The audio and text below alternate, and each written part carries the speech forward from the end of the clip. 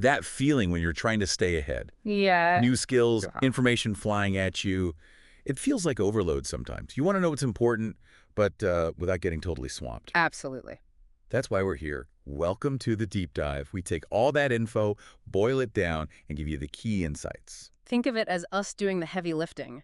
We dive into the details so you get the essentials. Today, we're looking at Coursera, big player in online learning. Exactly. We've got their Q1 2025 shareholder letter, the earnings call transcript, investor slides, related news, the works. We've been digging through it all. Yep. Trying to get a real handle on what's happening with them. And our mission here is pretty straightforward. What are the key takeaways from Q1? And what's their strategy look like? And what does it all mean for the future of learning and maybe for your own skills, you know? Okay, let's unpack this then. Let's start with the headline numbers. How did Coursera actually do financially? Yeah. First 3 months of 2025. Right. The numbers tell a pretty interesting story, actually. Revenue came in at $179.3 million. Okay. Which is a 6% increase compared to Q1 last year. 6%. That sounds decent, healthy. But what about profit? That's often the kicker, isn't it? Well, yeah, they did report a net loss, technically, $7.8 million. But, and this is important, their net loss margin got much better. It shrank quite a bit. And if you look at non-GAAP net income... Right, the adjusted number that shows ongoing operations. Exactly. That was actually positive, $19.7 million in income. Okay, so under the hood, stripping out some items, the core business looks profitable. Precisely. And then there's adjusted EBITDA, earnings before interest, taxes, depreciation, amortization. Another key profitability measure. Yeah, that was $18.7 million. Now, here's the really eye-opening part. That's up 125% from last year. Whoa, wait. 125%? A massive jump. That's huge. So their adjusted earnings really took off. Sounds like they're getting much more efficient. That's a key takeaway for sure. And it flows through to cash. That cash from operations was strong, $33.5 million, up 37%. And free cash flow, cash left, after spending on infrastructure and stuff, hit $25.3 million. That's up 40%. Wow. Strongest quarter ever for cash generation, actually. So more revenue? Yes. But also significantly more cash, much better underlying profit. That really does sound positive long-term. The shareholder letter mentioned growing with leverage and cost discipline. And these numbers seem to back that up. It suggests, you know, a more sustainable growth path. Makes sense. Now, should we look at how the different parts of the business did? They actually changed how they report things this quarter. Oh, right. They merged degrees into the consumer segment to show the whole learner journey. Exactly. So starting with that combined consumer segment, revenue hit $117.6 million. That's up 5%. Okay. But what's interesting is the gross profit there. It jumped 9% to $72.4 million. And the margin, 62%. That's up almost 2 percentage points. That margin jump is notable. Why did that happen? The reports say it's mostly because people are engaging more with content where Coursera has, like, a better revenue share deal. So they keep a bigger slice of the pie from those popular courses. Pretty much. Seems like a smart content strategy. And it's paying off. Didn't they also have a record number of new signups? They did. 7.1 million new registered learners in Q1. A first quarter record for them shows the demand for online learning is still really strong. Okay, so consumer side looks solid. What about enterprise, the business and campus side? Right. Enterprise also grew nicely. Revenue was $61.7 million. That's up 7% year over year. Gross profit there, $43.2 million, up 10%. And the margin was even higher, 70%, also helped by those favorable content deals. So that content strategy is boosting margins across both main segments. How many businesses are using them now? They reported 1,651 paid enterprise customers, up 12% from last year. Okay. And their net retention rate, the NRR, was 91%. 91%. That's pretty healthy, right? Means existing clients are sticking around and generally spending a bit more over time. Exactly. It suggests those enterprise customers are finding real value and expanding how they use the platform. So, yeah, financially, things look like they're on a good track. Right. The shareholder letter also talked about their main strategic priorities. What are they focusing on for growth? They laid out 3 main areas. First is product innovation, basically making the learning experience better, speeding up new feature development, and really using AI and data. AI is everywhere. How are they specifically using it? Well, they mention AI translations. We can talk more about that. And Coursera Coach, which is becoming more than just a Q&A bot, plus just generally improving the platform, making it smoother. Constant improvement. Makes sense. Yeah. What's priority number 2? Second is content engine acceleration. They're focused on rapidly growing their library of high-quality, job-relevant courses. How big is the library now? Nearly 10,000 courses. That's up a huge 37% from last year. Wow, 10,000. What kind of new content are they adding? They mention new creators, different formats, new areas like healthcare micro-credentials, and generative AI, of course. Of course. The growth there is pretty wild. Around 700 AI courses now. And get this, Yeah. 12 enrollments per minute in AI content. 12 a minute. Serious. Yeah. And they pointed out Google's AI Essentials course got over 1 million enrollments in 2024 alone. Huge demand. It really shows where the interest is. And they're still building out those entry-level professional certificates, too. Yep. Added 5 new ones. Total is 90 now. From partners like Adobe, Microsoft, IBM, Johns Hopkins Medicine. Big names. Yeah.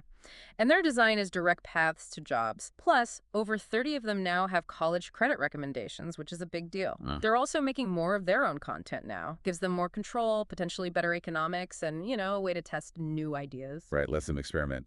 And the third priority? Third is enhancing go-to-market capabilities. This is about improving discovery for individuals, making it easier to find the right stuff, have a good onboarding experience.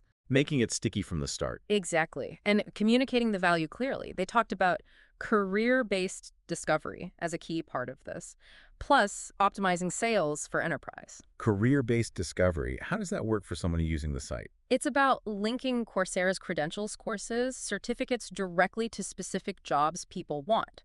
Okay. So understanding your career goal up front, then giving personalized learning paths. They've mapped credentials to about 60 job roles, showing skills needed, and even localized salary data and job openings for like 40 countries. That sounds incredibly useful if you're trying to switch careers or level up. Connects the learning directly to the outcome. That's the idea. They also highlighted some specific platform innovations driving this. Yeah. What stood out? Well, first, those AI-powered translations. They have test translations now in 26 languages for about 5,000 courses, reaching like 3 million learners. 26 languages, wow. And now they've launched AI-dubbed courses, actual audio translations in Spanish, French, German, Brazilian, Portuguese, over 100 courses so far. AI dubbing? That must be way better than just subtitles for engagement. Seems likely. They said even the text translations led to faster course completion rates, so audio should boost that even more. Interesting. What else on the platform side?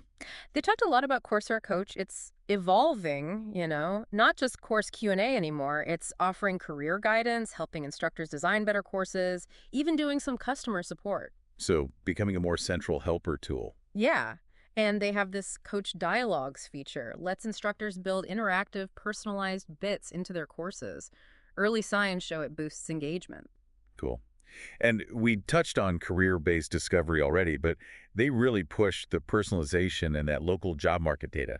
Sounds like it's helping convert learners. That's what they indicated, yeah. They see it as a key differentiator, helping people navigate careers more effectively. Okay, so let's look forward. What's their outlook? The financial guidance for the rest of 2025. Right. After that strong Q1, they actually bumped up their full-year revenue forecast a bit, now expecting $720 million to $730 million, which is about 4-5% growth year over year at the midpoint. For Q2 specifically, they're looking at $179 million to $183 million, so 5-7% growth. Continued growth, but single digits for both consumer and enterprise. Yeah, that's the expectation. Yeah. Maybe slightly more weighted towards consumer. They did flag one thing, though.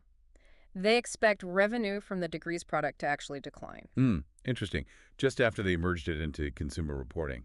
Why the expected drop there? It sounds like a conscious strategic shift. Yeah. They're moving investment towards things they think will have a broader impact, reach more learners across the platform faster. So prioritizing wider reach with other offerings over deeper investment in the degree programs right now. Seems that way. A focus on scale. And profitability goals for the year. They're targeting a 100 basis point improvement in annual adjusted EBITDA margin, aiming for 7.0% for the full year. Okay. It's maybe a slightly slower pace of margin improvement than before, but they're balancing that with investing in those growth areas we talked about.